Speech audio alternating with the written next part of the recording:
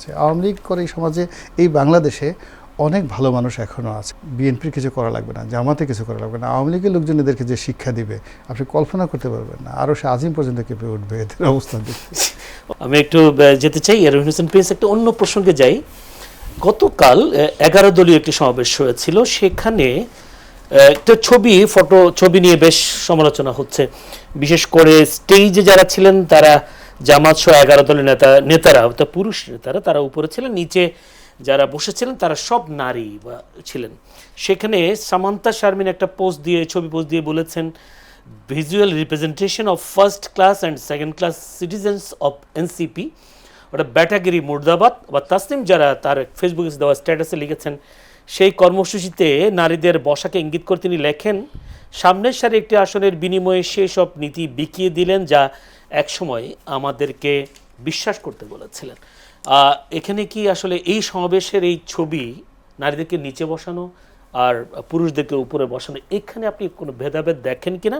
যদি তাদের এই বক্তব্য নিয়ে আপনি কি মন্তব্য করেন, বা নারীদেরকে কিভাবে বিবেচনা করা হয়েছে? না, একটা হচ্ছে ওই যে কে কি মন্তব্য করেছে ওইটা নিয়ে কথা বলা খুব জরুরি বলে মনে করি না। আপনি আমাদের পজিশন বা এগুলো বলতে পারেন, কারণ সেটা না হলে আমাদের এখনকার রাজনীতিতে এটা একটা কিন্তু বড় সমস্যা যাচ্ছে।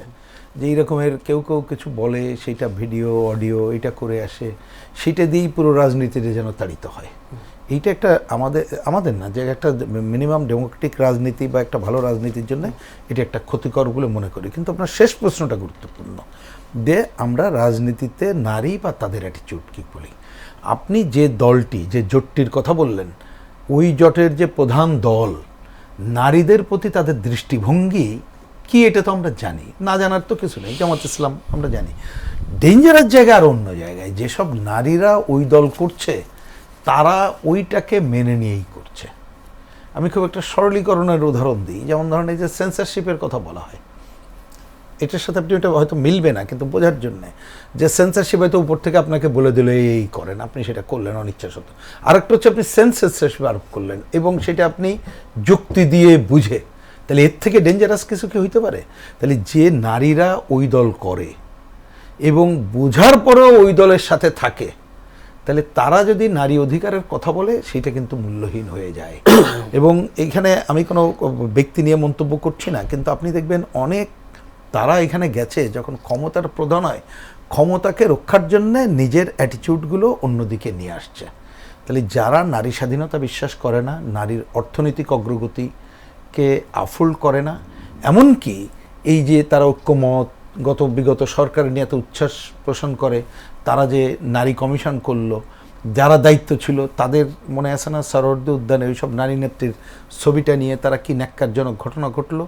সুতরাং এদেরকে নারী বিদ্বেষী হিসাবেই আখ্যায়িত করা দরকার। এবং এই নারী বিদ্বেষী শক্তি যদি বাংলাদেশে বহল তবিয়াতে থাকে, যেটা এখন এটাই বাস্তবতা, আমাদের পার্লামেন্ট নামে যেটা চলছে তার বিরোধী দলে তো তারাই আছে। সুতরাং এর বিরুদ্ধে সবার সোচ্চার হওয়া দরকার। আমাদের কোনো বোন যদি তাদের কোনো উপলব্ধি হয়, আমি ধন্যবাদ জানাই এবং মনে করি নিজের উপলব্ধি যেমন হতে হবে, এবং এদের বিরুদ্ধেই, এই অপশক্তির বিরুদ্ধেই সবাইকে সোচ্চার হতে হবে। না হলে শুধুমাত্র ওইটার দুই একটা ছবি কি ঘটলো না ঘটলো ওইটা দিয়ে কিন্তু আপনি কোনো কিছু জাজ করতে পারবেন না। প্রসঙ্গক্রমে বলি, দেখেন যখন জোট গঠন করলো, ওই যে একটা মেয়ে এনসিপির সাথে ছিল, সে না বোধহয় কি আর একটা না, যাই হোক একজন বোধহয় ওদের যে মুখপাত্র, সে তো এখনও, সেদিন একটা প্রোগ্রামে ছিলাম আমরা, দেখলাম সে ওই কথাটাও মনে করলো যে এতগুলো পুরুষের মধ্যে একমাত্র সে গেল, তারও বসার জায়গা ছিল না। কিন্তু আমি বলছি ওই বসার জায়গা দিয়েও তো আপনি কভার করতে পারবেন না। এইটা হচ্ছে নারী সম্পর্কে দৃষ্টিভঙ্গি কি, তার অর্থনৈতিক স্বাধীনতা সম্পর্কে দৃষ্টিভঙ্গি কি, তাকে আমরা কিভাবে মর্যাদা সম্পন্ন করব সেই দৃষ্টিভঙ্গি কি। যার জন্য আমরা বলি যদি পার্লামেন্টের ন্যূনতম সেটা রক্ষা করতে হয়, তাহলে অনেক দিন ধরে আমাদের সমাজে কিন্তু আলোচনা হচ্ছে একটা ইউনিফর্ম ফ্যামিলি কোড, এটা চালু করা যায় কিনা। আপনি এই ধরনের প্রোগ্রেসিভ অ্যাটিটিউডের ক্ষেত্রেই যদি একটা নারীরা ঐক্যবদ্ধ হয়ে, নারী পুরুষ এটা সবারই কাজ, কিন্তু আমি তাদের কথা বিশেষভাবে বলছি, তারা যদি একটা আন্দোলনের মধ্যে আসে তাহলেই কিছু পজিটিভ ইঙ্গিত পাবেন। না হলে এই সমস্ত কি ছবি টবির মধ্য দিয়ে আপনি কোনো পজিটিভ কিছু দেখতেও পাবেন না। এর মধ্যে কারোর উপলব্ধি যদি বাস্তব কাজ না করে সেটাও কোনো ফল আনবে বলে আমার কাছে মনে হয়। ধন্যবাদ। গোলাম আল্লাহ রানী, সাবেক যে পররাষ্ট্রমন্ত্রী হাসান মাহমুদের একটি বক্তব্য বেশ প্রকাশ পেয়েছে ইউটিউবে, আমরা দেখলাম কথা কম একটি ইউটিউব চ্যানেলে তার বক্তব্যটি প্রকাশিত হচ্ছে। সেখানে তিনি বলেছেন, আওয়ামী লীগ একটানা 15 বছর ক্ষমতায় ছিল বিধায় মানুষ পার্থক্য বুঝতে পারেনি, এবং ইউনূসের 1.5 বছরের দুঃশাসন বর্তমান সরকারের 4 মাসের মধ্যে দেশের মানুষ বুঝতে পেরেছে শেখ হাসিনাই সঠিক ছিল, শেখ হাসিনাই বাংলাদেশ পরিচালনার জন্য যথার্থ ছিল। তাই আজ দেশের 85 থেকে 90% জনগণ বলে শেখ হাসিনা ভালো ছিল, আগে ভালো ছিলাম। দেশের মানুষ অধীর আগ্রহে অপেক্ষা করছে শেখ হাসিনা প্রত্যাবর্তনের জন্য। কিন্তু আমরা দেখলাম প্রতিষ্ঠাবার্ষিকী গেল কালকে, সেই 85% 90% লোক তো তারা কই ছিল, এটা একটা প্রশ্ন। আর তারই বক্তব্যটাকে আপনি কীভাবে দেখছেন? প্রথমত হলো তার নামটাই উচ্চারণ করাটা এখানে ঠিক না। যে লোক পালিয়ে গেছে, দেশের বাইরে আছে, আমরা এখানে ঘুরে বেড়াচ্ছি, আমরা এখানে তার কথা নিয়ে আলোচনা করবো। He should discuss about us. আমরা তাকে চিনি না, উই ডোন্ট নো হিম। সে বেঁচে আছে না জীবিত আছে, কোন আছে না কিনা আছে, তাকে নিয়ে আমরা আলোচনা করবো কেন? আমরা বাংলাদেশে আছি, এই বাংলাদেশে আওয়ামী লীগ কোন অবস্থায় আছে, আমাদের চেয়ে তো যারা দেশের বাইরে আছে তারা বেশি বোঝে না।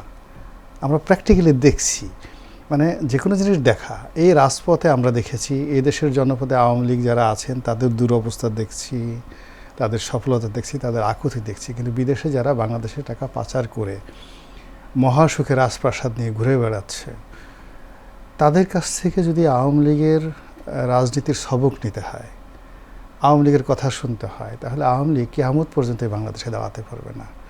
এবং আমাদের মিডিয়ার যারা ভাই আপনারা যা আছেন, ফার্স্ট থিং হলো যে এরকম ইউটিউবে বলুক আর যেখানে বলুক, এদেরকে আলোচনার মধ্যেই আনার দরকার নেই। বেটার হলো যে আপনারা সাবির হোসেন চৌধুরীর কথা নেন, আইভির কথা নেন, বাংলাদেশে অনেক অনেক লোক আছে যারা আছে, আমাদের কথা নেন, আমাদের জিনিস আছে যারা আছে। আওয়ামী লীগ করে এই সমাজে, এই বাংলাদেশে অনেক ভালো মানুষ এখনও আছে আওয়ামী লীগ করতে। আপনারা আছে ঠিক আছে, এর সাথে এখন নিদেন পক্ষে আপনি লতিফ সিদ্দিকের কথাও তো নিতে পারেন। হ্যাঁ, দেয়ার আর মেনি পিপল। ওনারা তো এইসব কথা বলেন না, যারা বাইরে আছেন তারাই বলছে। হ্যাঁ, তারা বলছে। এই জন্য আমরা এদের কথা নিয়ে, মানে তারা পচে গলে শেষ হয়ে গেছেন। এই লোক কখনো ফিরে আসতে পারবে না। একবার যারা এইভাবে পালায় যুদ্ধক্ষেত্র থেকে, নর্মালি যুদ্ধের নিয়ম হলো ফার্স্ট কিল দেম। কোনো সৈনিক যদি যুদ্ধক্ষেত্র থেকে পালায়, ওকে যদি ওর বাহিনীর লোকজন ধরতে পারে, ফার্স্ট তাকে মেরে ফেলতে হবে।